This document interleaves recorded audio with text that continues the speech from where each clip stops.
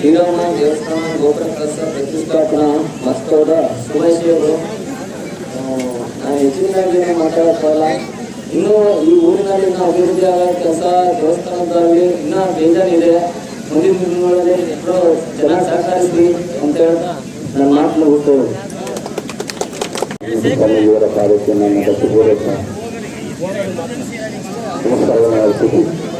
ಈ ಕಾರ್ಯಕ್ರಮದಲ್ಲಿ ಆಸೀನರಾಗಿರ್ತಕ್ಕಂಥ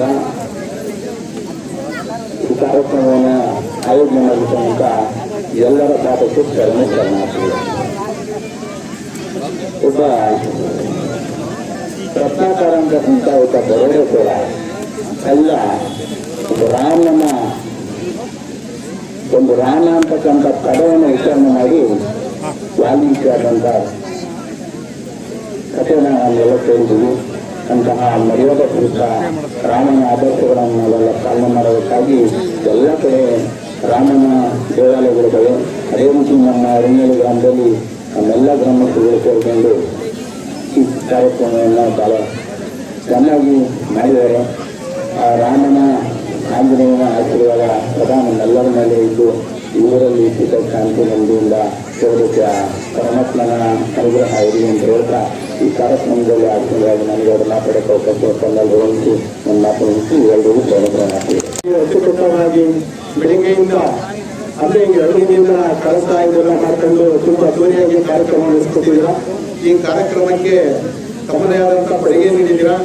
ನಾನು ಹೇಳೋ ದೃಷ್ಟಿಗೆ ನಮ್ಮ ಮುಖಂಡರೆಲ್ಲ ಹೇಳಿದ್ದಾರೆ. ನಮಗೇನಂದ್ರೆ 94 ಹಿಂದೆ ಅರಗನಹಳ್ಳಿಗೂ ಈಗಿರ್ತಕ್ಕಂಥ ಅರಗನಹಳ್ಳಿಗೂ ತುಂಬಾ ಬದಲಾವಣೆ ಇದೆ. 94 ನಮ್ಮ ಗುರುಗಳನ್ನ ಈ ವೇದಿಕೆ ಮೇಲೆ ನೆನಪು ಮಾಡ್ಕೊಳ್ಳೇಬೇಕು.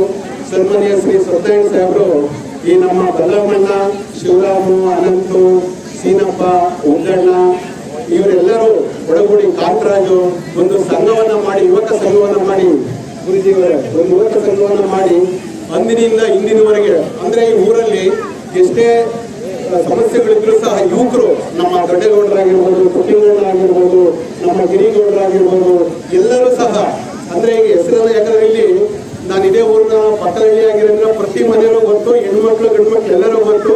ಆಮೇಲೆ ನಮ್ಮ ಬೊಮ್ಮೇಗೌಡರಾಗ್ಬೋದು, ಕಮ್ಮೇಗೌಡರಾಗ್ಬೋದು, ಇಲ್ಲಿ ಭೀಮಜ್ಜ ಅಂತ ಇದ್ರು ಹಿಂದೆ ನಮ್ಮ ಚಂದ್ರಶೇಖರ್ ಅವರ ತಾತವರು, ಇವರೆಲ್ಲರೂ ನಮ್ಮ ತುಂಬಾ ಆತ್ಮೀಯರು, ಮನೆಯಲ್ಲೆಲ್ಲ ಗೊತ್ತು. ಆದ್ರೆ ಎಲ್ಲರ ಹೆಸರು ಹೇಳಕ್ಕಾಗಲ್ಲ. ನಾನು ಹೇಳೋದಿಷ್ಟೇ, ನನ್ನ ಭಕ್ತಾದಿಗಳೇ, ಇವತ್ತು ಶ್ರೀರಾಮಚಂದ್ರ ಅಯೋಧ್ಯೆಯಲ್ಲಿ ಏನ್ ನೆಲೆಗೊಂಡಿದ್ದಾರೆ, ಇವತ್ತು ನಮ್ಮ ಕಸಬಾ ಹೋಬಳಿನಲ್ಲಿ ನನಗೆ ತಿಳಿದ ಮಟ್ಟಿಗೆ ಶ್ರೀರಾಮಚಂದ್ರನ ದೇವಸ್ಥಾನ ಎಲ್ಲೂ ಇಲ್ಲ. ಇವತ್ತು ಅಂತ ಒಂದು ಅವಕಾಶ ನಮ್ಮ ಅರಗನಹಳ್ಳಿ ಗ್ರಾಮಕ್ಕೆ ಬಂದಿದೆ. ನಮ್ಮ ಆ ಗ್ರಾಮದಲ್ಲಿ ಇವತ್ತು ಇಲ್ಲಿ ಪಕ್ಷಾತೀತವಾಗಿ, ಜಾತಿ ರಹಿತವಾಗಿ, ಧರ್ಮ ರಹಿತವಾಗಿ ನಮ್ಮ ಸ್ವಾಮೀಜಿಯವರ ಆಶೀರ್ವಾದದೊಂದಿಗೆ ಮತ್ತೆ ಸ್ವಾಮೀಜಿಯವರ ಸಹಾಯ ಮೇರೆಗೆ ಅವರ ಒಂದು ಆಶೀರ್ವಚನ ಪಡ್ಕೊಂಡು ಈ ದೇವರು ಎಲ್ಲಾ ರೀತಿಯಿಂದಲೂ, ಯಾಕಂದ್ರೆ ಕೈ ಕುಡಿದ್ರೆ ಹನಿ ಕುಡಿದ್ರೆ ಹಳ್ಳ ಅನ್ನಂಗೆ ಎಲ್ಲ ಒಂದು ಧನ ಸಹಾಯನ ತಮ್ಮದೇ ಆದಂತ ಒಂದು ಸಹಾಯನ ಮಾಡಬೇಕು ಅಂತೇಳಿ ನಾನು ಭಕ್ತಾದಿಗಳಿಗೆ ಮನವಿನ ಮಾಡ್ತೀನಿ. ಯಾಕಂದ್ರೆ ನಮ್ಮ ಬಲರಾಮೇಗೌಡರು ಅವರ ಟೀಮು ತುಂಬಾ ಚೆನ್ನಾಗಿದೆ. ಅವರು ಯಾಕಂದ್ರೆ ಬಲರಾಮೇಗೌಡರು ನೇತೃತ್ವ ವಹಿಸ್ಕೊಂಡ್ರೆ ಖಂಡಿತ ಅದು ಕೆಲಸ ಆಗುತ್ತೆ. ಅವರು ಅವಧಿನಲ್ಲಿ, ಯಾಕಂದ್ರೆ ನಾವು ಇರ್ತಕ್ಕಂಥ ಕಾಲಾವಧಿ ಕಡಿಮೆ ಇದೆ, ಅಂತ ಅವಧಿನಲ್ಲಿ ಊರಿಗೆ ಒಂದು ಒಳ್ಳೆ ದೇವಸ್ಥಾನವನ್ನು ಕೊಟ್ಟಿದ್ದಾರೆ. ಇದರ ಸುತ್ತ ಕಾಂಪೌಂಡ್ ಆಗ್ಬೇಕು, ಮತ್ತೆ ಚಂದ್ರಶೇಖರ್ ಗೌಡರು ಹೇಳಿದಂಗೆ ಇನ್ನ ಸಾಕಷ್ಟು ಕೆಲಸ ಆಗ್ಬೇಕು. ಇದು ಒಂದು ಮಿನಿ ಅಯೋಧ್ಯೆ ಆಗ್ಬೇಕು ಅಂದ್ರೆ ನಮ್ಮ ಸ್ವಾಮೀಜಿಗಳ ಒಂದು ಸಲಹೆ, ಅವರ ಮಾರ್ಗದರ್ಶನ ಪಡ್ಕೋಬೇಕು. ಯಾಕಂದ್ರೆ ನಾವು ಸ್ವಾಮೀಜಿಯವರ ವಿಚಾರವನ್ನ ಕೇಳಿದೀವಿ. ನಾವು ಅಲ್ಲಿ ನಮ್ಮ ಚಿದಾನಂದಗೌಡರ ಜೊತೆ ನಾವು ಸರಿ ಹೋಗಿದ್ದೇವೆ ಸ್ವಾಮೀಜಿಯವರ ಮಠಕ್ಕೆ. ಅಲ್ಲಿ ಅವರು ಉಚಿತವಾಗಿ ಸಂಸ್ಕೃತ, ವೇದ, ಕನ್ನಡ ಎಲ್ಲ ಒಂದು ಮೀಡಿಯಂಗಳನ್ನು ಮಾಡಿದ್ದಾರೆ. ಇವತ್ತು ನಿಮ್ಮ ಬಡವರ ಮಕ್ಕಳು ಯಾರಾದರೂ ಸಂಸ್ಕೃತ ಕಲಿಯಲಿದ್ರೆ ಅವ್ರು ಇವತ್ತು ನಮ್ಮ ಜೈನರು ಅಲ್ಲಿ ಹೋಗಿ ಒಂದು ತರಬೇತಿಯನ್ನು ಸಹ ಪಡ್ಕೊಂಡು ಬರಬೇಕು, ದೇವಸ್ಥಾನ ಪೂಜೆ ಮಾಡೋದು ಅಂತ ಹೇಳಿ. ಅದಕ್ಕೆ ಇದೊಂದು ಮಿನಿ ಅಯೋಧ್ಯೆ ತರ ಶ್ರೀರಾಮಚಂದ್ರನ, ಹನುಮಂತನ ಒಂದು ಇದು ಆಗ್ಬೇಕು. ಮತ್ತೆ ಇವತ್ತು ನಮ್ಮ ಚಿದಾನಂದಗೌಡರು ಬರಬೇಕಾಗಿತ್ತು ಈ ಕಾರ್ಯಕ್ರಮಕ್ಕೆ. ಅವರು ಕಾರಣಾಂತರದಿಂದ ಅವರೇನೋ ಪಕ್ಷದ ತುರ್ತು ಕಾರ್ಯಕ್ರಮಗಳಿಗೆ ಬರಕ್ಕಾಗಲಿಲ್ಲ. ಇವತ್ತು ಅವರು ನಮ್ಮ ಒಂದು ಸೋಲಾರ್ ಲೈಟ್ ಅನ್ನ ಹಾಕಿಸ್ಕೊಡ್ತೀನಿ ಅಂತ ಹೇಳ್ಬಿಟ್ಟು ಇವತ್ತೆಲ್ಲ ಒಂದು ಶಂಕುಸ್ಥಾಪನೆಯನ್ನು ಮಾಡಿದ್ದಾರೆ. ಈ ಒಂದು ತಿಂಗಳಲ್ಲೇ ಆಗುತ್ತೆ.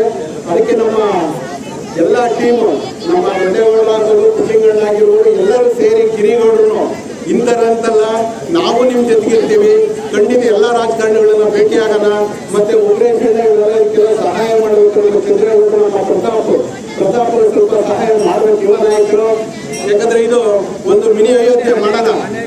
ನಾವೆಲ್ಲರೂ ಸೇರಿ ಈಗ ಇಂಥ ಜಾತಿ ಅಂತಲ್ಲ, ಇಂಥ ಧರ್ಮ ಅಂತಲ್ಲ, ನಾವು ನಿಮ್ ಜೊತೆಗೆ ಯಾವಾಗಾದ್ರೂ ಕರೀರಿ, ನಾವು ಬರ್ತೀವಿ. ಯಾಕಂದ್ರೆ ಇವತ್ತು ನಮ್ಮ ಹೆಸರು ಹೇಳ್ತಾ ಇದ್ರು, ಶ್ರೀರಾಮಚಂದ್ರನ ಆದರ್ಶಗಳನ್ನ, ಅವನು ಅಪ್ಪ ಅಮ್ಮನ ಮಾತಿಗೆ ಬೆಲೆ ಕೊಟ್ಟು ವನವಾಸ ಹೋಗಿದ್ದು, ನೋವನ್ನೆಲ್ಲ ಹೇಳಿದ್ರು. ಆದ್ರೆ ಇವತ್ತು